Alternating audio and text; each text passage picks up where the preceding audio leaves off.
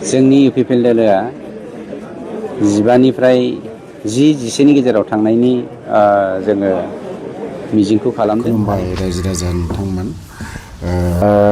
Video लाबोनायनि खारना जाहैबाय बेसेबांबा गोबाव जाबायमोन रनजित बसुमतारीखौ नुवाखै। दिनै मोनसे निउसाव नुदों, गुरब्लानो नुजादों। बेबो मा मोननै जायगायाव जे देरहासिगोन बिसोरो, बेखौनो रंजानानै लानाया मोजांसो बायदि मोनदों आं। थ' बिनि बाराथ' मालाबाबो देरहाया बिसोरो, देरहाथारनो नाङा।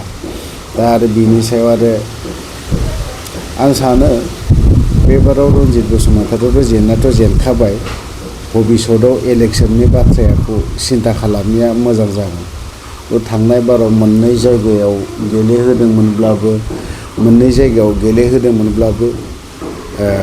गेलेदोंमोनब्लाबो बियो मोजाङै रोखोमैनो जेनदों।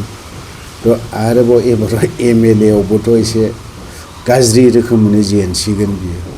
दा दे जि अबस्था नुबाय सोरबा इलेक्सननि खोथाखौनो गोसोखाङियानो मोजांखासै।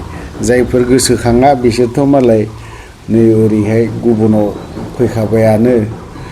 थ' रनजित बसुमतारीनि माखासे बाथ्रा बुंनायखौसो एसे खोनासंनानै नायग्रोनि।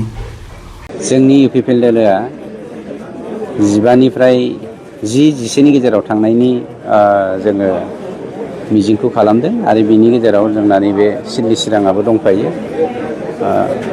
खोब मोजां मार्जिन लानानै जोङो देरहागोन आसा मोनसे दङ। सोरनि गेजेराव जागोन? कन्टेस्टआ ओरैनो BPF जोंनो जागोन, अब्लाबो कंग्रेसआबो एसे दावगागोन। कन्टेस्टआ BPF जों जागोन।